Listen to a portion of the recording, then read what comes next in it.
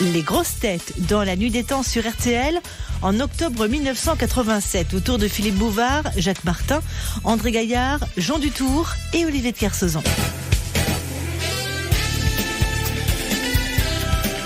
Bon, j'hésite maintenant à vous présenter notre correspondant suivant parce que vous allez encore... dire que c'est truqué. Non. On peut peut-être deviner le nom.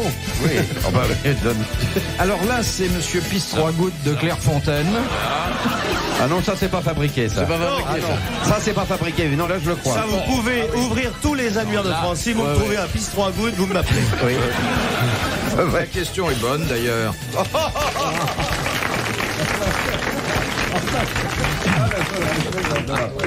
Quelles conditions fallait-il remplir afin d'entrer dans une maison de jeu à Venise au XVIIIe siècle lorsqu'on n'était pas noble?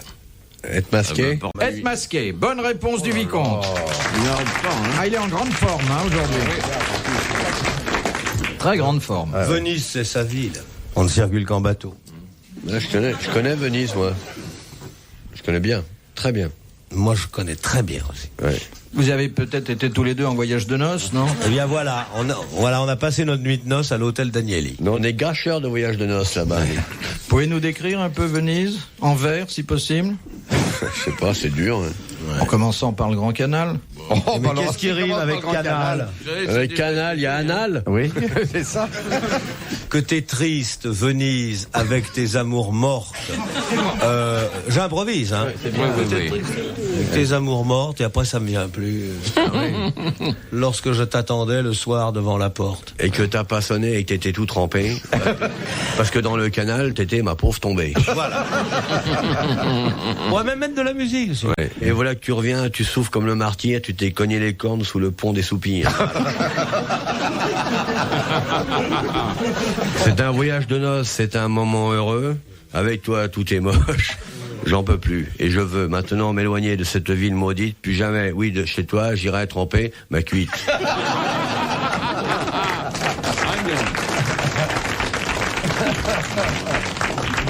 C'est beau quand même. Ah bah c'est tout Venise. C'est très beau. Ouais, c'est très beau. C'est le paradis des rats. Ouais. Un rat qui est radeau là-bas, il est hyper peinard. Il a tout, il a la plage chez lui, des égouts énormes et tout. Et de temps en temps, un gondolier, pour peu qu'il soit bien nourri. Tout le gondolier, ça s'annonce parce que l'espèce de godille qui remue, c'est comme si tu avais le menu affiché, tu sais ce qu'il y a au bout. Non, mais ils s'annoncent vraiment à chaque croisement, ils font oh. C'est une très belle ville, Venise. Il paraît que les gondoliers sont très demandés par les touristes. Non. Comment voulez-vous? Ah si, bah Mais non. à force de remuer la pagaie toute la journée, ils sont dans des avant-bras énormes, mais c'est pas sûr que le reste suive. Puis généralement, on monte à deux dans une gondole. Ah oui, sauf Zitrone. Zitrone, il monte à côté, sinon un gondole casse. Et s'il fait ça à Venise, c'est toute la place aux pigeons, il leur faut des palmes. Bah, la place Saint-Marc déborde. Ouais. De Monsieur Grisonnant, d'Étampes. Oh, mais quel humour! Mais Ça existe. ça, là, Qu'est-ce qui est incognoscible? Quoi? Incognoscible. Incognoscible, c'est un inconnaissable. Alors, y expliquez un peu. Indéchiffrable? Incognoscere, Oui. privatif, et Privatif, cognoscere, et savoir. Voilà. Oui. Bah, incognoscible, c'est quelque chose qu'on peut pas savoir. Voilà, pourquoi? D'inventer. Parce que, la tête d'élément, monsieur, il n'a pas la mobilette assez grosse pour la vitesse de raisonnement qu'il est nécessaire de prendre pour comprendre ça. Par exemple, l'idiot, il existe, vous ne pouvez pas le savoir, vous pouvez le souhaiter, le deviner, le craindre, ne pas y croire, mais vous ne pouvez pas le savoir. Vous comprenez, monsieur Bouvard? C'est une excellente réponse de Jean Dutour et d'Olivier De Kersauzon. de Kersauzon. Très bien, Tout là pour ça. Dites donc. C'est-à-dire c'est inaccessible à l'intelligence Ouais. humaine. Comme pour moi, il y a beaucoup de choses qui sont incognoscibles. Quoi par exemple? Taux, Tout. Les impôts. taux, la carte orange, c'est incognoscible. Monsieur Dutour, qu'est-ce qui est incognoscible pour vous qui comprenez tout? Mais je vois pas, voyez-vous. J'arrive pas, je cherche, mais je ne trouve pas. Dieu? L'infini? Non, on peut avoir une Non, notion pas de l'infini. Ah non, on peut avoir. C'est facile d'avoir une notion de l'infini. Oui. Oh bah tiens. Ça prend du temps, c'est ça? Non, il y a qu'à écouter certaines chanteuses, on s'aperçoit ce que c'est que l'infini. Chanteuse, vous voulez parler de Rika Zaraï? Non. On a dit chanteuse. Oh. Non. Mais il y en a quelques-unes qui font très peur. Elle chante une chanson, hein. Aux herbes, citoyens. Dans la nuit des temps des grosses têtes sur RTL, dans un instant. RTL, 4h, 4h30, dans la nuit des temps des grosses têtes de Philippe Bouvard. Question de Madame Billard. Quelle précaution prend la bécasse avant de s'envoler? Elle marque sur son carnet de vol. Là, Oh, c'est un truc elle du évite genre d'avoir les qui traînent dans les de airs. mettre son... Elle met son bec dans son derrière. Non. C'est comme ça qu'on les sert. Hein. Elle cherche d'abord d'où vient le vent pour elle décolle contre le vent. Contre le vent, bien sûr. Non. Elle pousse un cri. Elles détruisent l'ornie. Bah, elle appelle la tour de contrôle. Elle se met sur... Allô, ses deux pattes. Bécasse, Fox Tango Bravo Lima demande autorisation de décoller. On sent qu'il est pilote, hein, lui. Elle enlève ses bottes, son porte-jartel, ses barésies. Elle fait d'abord le tour d'elle-même. Elle vérifie les Par rapport trains, avec les les petits. roues, surveille s'il n'y a pas de le réacteur. Et puis alors, Non, elle vérifie le terrain sur lequel elle va décoller, parce qu'elle est obligée de piéter avant de décoller. Elle tâte le terrain. ouais, ce qu'on appelle un mont-de-piété. Ouais. C'est un rapport avec les petits? Non, elle n'a pas de petit. Elle regarde le permis de chasse du mec. Oui. Moi, j'ai trouvé. S'il est Elle récent, déploie on peut ses y aller. ailes. Non, C'est sûrement vrai, mais enfin, Oui, c'est pas ça que c'est je elle voulais fait le faire plein. Elle Le chante. plein de cognac. Elle Parce que chante. c'est bon la bécasse au cognac. Elle mange avant de partir. Elle, Elle emporte à Elle manger. se vide. Elle Elle fait un emporte petit pas son caca. Elle se Oui, vide. Elle voilà. se vide. ouais. Elle se vide de ses C'est excréments. le décollage à proute verticale. Il y a afin même un d'être phénomène. plus légère. Non, c'est un phénomène de réaction. Bonne réponse de Jacques Martin.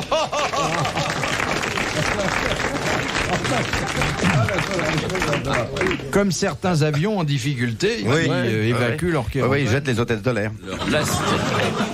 Pourquoi on disait que, enfin maintenant je crois que c'est un peu dépassé, qu'une jeune fille un peu niaise était une bécasse? Bah parce qu'avant de décoller, pareil.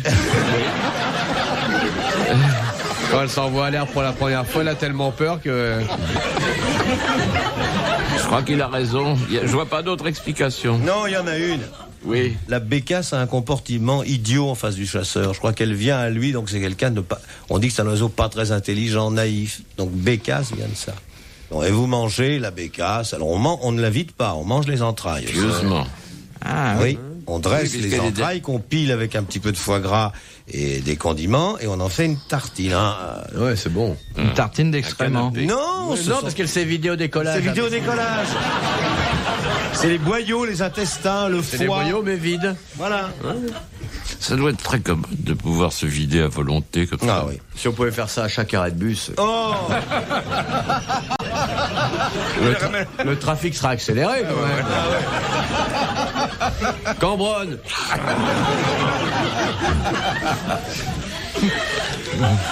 Question de Monsieur Pascual de Paris. Qu'est-ce que la qui posait des questions maintenant. Je savais qu'il interrogeait, mais je savais pas. qu'est-ce que la chiourme? Non. Qu'est-ce Du que la fromage? Non. Mais Qu'est-ce non, que la la chourme? chourme, C'est la c'est galère. La galère, c'est les galériens. C'est la galère. C'est l'équipe des galériens. C'est une équipe de galériens. Voilà. Il y avait la chourme à Marseille. Alors, putain, on a connu ça, nous. La chourme. On les a vus tirer sur le bois mort pour promener le roi à 5 nœuds. Eh oui. Pas plus. Et Parce la que chiourme- la galère, ça se traîne. Et la chourme, c'est là où on appelait les matelots les bécasses. Ouais. Parce que La chiourme. eux, ils se vident. C'est donc l'ensemble des rameurs d'une galère. Oui. Bonne réponse de Jacques Martin, d'Olivier de Kersauzon et de Jean Dutour.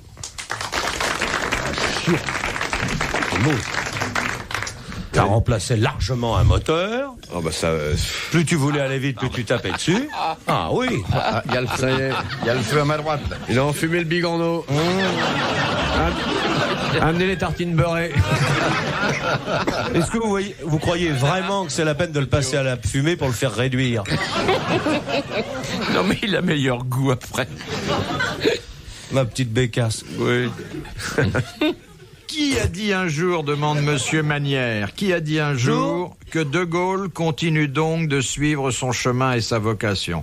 Le maréchal Pétain, c'est évident, non? Non. Ah non. Churchill. Non. Un Français qui a dit ça? Le pape. Oui, un Français. Giraud. Non. Malraux. Non. Est-ce que Mendès c'était avant France 40 ou après? Après. Président Coty? Non. Darlan. Non. On va passer tout C'est un militaire? Non. On va Est-ce que passer c'est militaire. après- On va est-ce que c'est passer après la guerre. Leclerc. C'est un militaire. Leclerc. Non. Juin. Non. de l'âtre de Eisenhower. De Lassigny? Eisenhower. Giraud, Végan. Non. Un militaire français? Oui. Le général Massu. Non. C'est au moment de la guerre d'Algérie? Oh, ça devait être entre la libération et la guerre d'Algérie. Bon, Alors, c'est un laps de temps. Alors, c'est un militaire.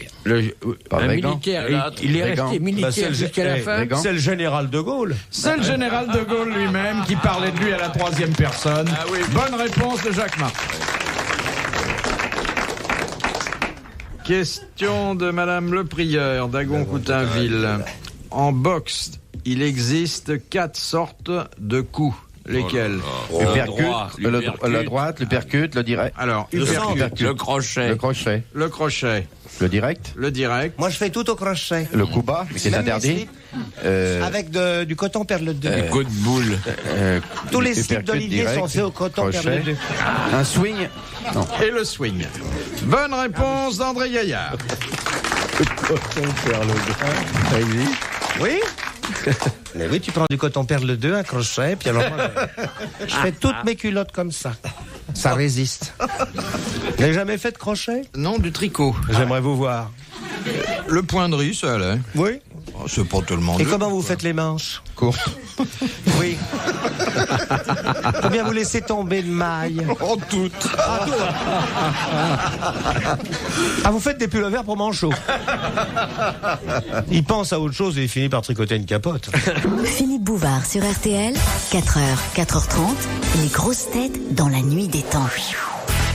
Les grosses têtes dans la nuit des temps sur RTL en octobre 1987, autour de Philippe Bouvard, André Gaillard, Jean Dutour, Olivier de Kersauzon et Jacques Martin. Question de Madame Lissac. Dans quelles conditions Nous avons bien connu ses frères. Dans quelles conditions ils avaient de la branche. Ils habitent à Neu, l'Issac de Neu. Ils sont très gentils parce qu'ils offrent les lunettes aux artistes. Oui. Ah oui. Oui, pour être bien vus par eux. Non, non, c'est vrai. Ils ont de la branche. Oh, ils ont de la blanche. T'as bien connu les Lissac? Et Très double- bien, double Germaine foyer. Lissac. Oh, elle était belle. Elle était guetteuse. Oui. Elle guettait les invasions d'escargots. Elle criait quand on voyait qu'ils venaient. C'est un beau métier, Germaine Françoise, Lissac. ça s'appelait. Germaine Françoise Lissac. Françoise, c'est sa nièce. Oui. C'est la nièce. Qui a été écrasée par l'autorail. Tu te souviens? Elle était en train de flatter un escargot au bord de la voie ferrée. Je me souviens, c'était un Deschanel. Oui. Et puis elle lui flattait l'escargot. Et puis il n'a pas vu arriver la Micheline. Eh oui. Et elle a ta poêle. Et Ça le fait de la lendemain, peine, dans le hein. journal qui relatait l'accident, son nom était imprimé avec une coquille. Oui. Oui. Ah, c'est une triste histoire. Oh ben, les Lissac, Vous en relevez des coquilles dans François? Ah oui, oui, c'est partout, il y a toujours des Non. coquilles. Moi, je relève quelquefois des contrepétries. Oh, des coquilles, il y en a plein. Involontaires. On en a fait une volontairement, il y a un peu plus d'1 an, dans la page féminine. On a mis en titre « Tricotez votre poncho vous-même ». On n'a pas eu de réclamation. Non. Elle m'a menti, la sotte.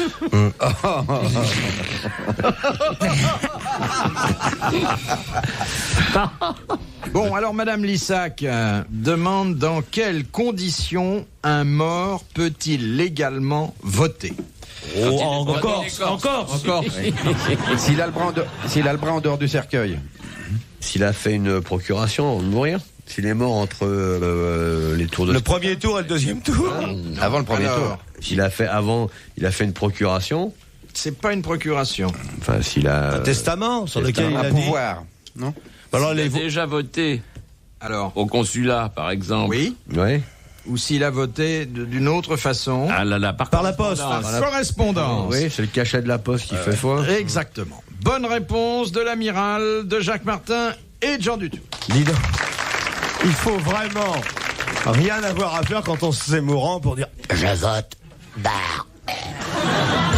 C'est surprenant quand Oui, même. surtout qu'après, il y a un faux. Hein.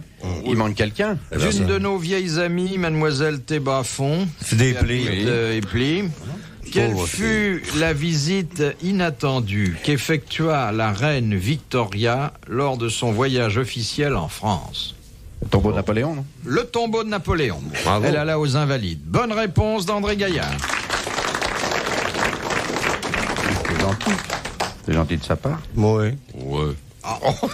Attention, il faut se replacer à l'époque. Oui, hein. oui. Oh, bah à l'époque, c'est quoi? C'était Napoléon III. Oui, entendre cordial. Louis-Philippe, à peu près. Oui, Bah, Louis-Philippe. C'était encore tout frais quand même. Hein. Oh, il n'était pas tout frais. Et oh, il avait déjà séjourné dans 2 terrains. C'était pas tout Écoutez, frais. il était déjà rentré de Sainte-Hélène. Oui. Bah oui. Et dans quel état? Vous avez vu? Moi, je déconseille toujours Sainte-Hélène Oui. au récit de Napoléon parce qu'on rentre dans un état avec un teint très cendré. Oui, Oui. un peu froid. Moi, j'avais été avec le France. Ah oui, la fameuse La croisière. croisière Napoléon, on avait été à Sainte-Hélène et le soir, le commandant avait rassemblé tous ces gens. Et ça coûtait cher, du beau monde. Il a dit, mesdames, messieurs, je vais éteindre la salle à manger pendant 3 minutes et je vous prie de restituer, de placer sur la piste tout ce que vous avez dérobé dans le musée. Oh, non. Sinon, je fais fouiller. Alors, il a éteint la lumière. Effectivement, on a retrouvé la quasi-totalité des pièces qui avaient disparu. Ah oui. Oui, mais c'était de pieux larcin. Oui, depuis Larsin. Alors, quant au plus simple, ils avaient tous pris un pot de terre pour prélever sur la tombe de l'empereur. Oui. Et il y avait un trou quand on est parti. Ah oui. Faut faire décoller des bécasses. Oui, faire des... Question de Monsieur Blavier de Braine-l'Alleud. Quelle est la révélation importante que fit aux Japonais l'empereur Hirohito le 1er janvier 1946? Il a dit qu'il a abandonné l'Empire. Qu'il n'était pas Il fallait Dieu. se rendre. Il a dit qu'il n'était pas Dieu. Bonne réponse de Jacques Martin. Alors qu'il l'est. Il a dit qu'il était mortel alors qu'il a survécu déjà 42 ans. Ouais. Mais ils ont été très surpris parce que... Bah oui. Mais il l'est. Moi, Il est j'étais Dieu. au Japon. Ah oui, je veux dire, Oui. il est considéré comme un dieu. Je vois. Au milieu de cette ville, il y a ce grand parc, le château, et n'y rentre pas qui veut, même les ambassadeurs. C'est très très difficile. Oh, non. Moi, j'y ai été reçu très facilement parce que je lui ai fait faire l'école des fans. Ah oui. Et c'était son rêve. Bonjour, comment tu t'appelles? Qu'est-ce qu'il fait ton papa? Empereur. Et toi, qu'est-ce que tu fais? Empereur. Il a un fils de mon âge qui tous les matins fait alors, tu tombes ou je secoue l'arbre? Dernière citation que nous devons à Madame Diethelm, qui a dit « Le divorce est le sacrement de l'adultère Ah, c'est très bien. Oh, c'est joli. Un romancier français. ». Non, français. Un écrivain catholique. Oui, il a publié quelques romans, mais on peut pas dire que ce soit un Il est mort il y a 20 romancier. ans. Un homme politique. Il est mort il y a 20 Il est ans. mort il y a 20 ans. Est-ce Vraiment. qu'il était de l'académie? Ouais. Il fut de la petite. Goncourt. Ah, C'est un petite. bon cours. La Guitry. Sacha Guitry. Bonne réponse d'André Gaillard. Merci, bravo, à la prochaine.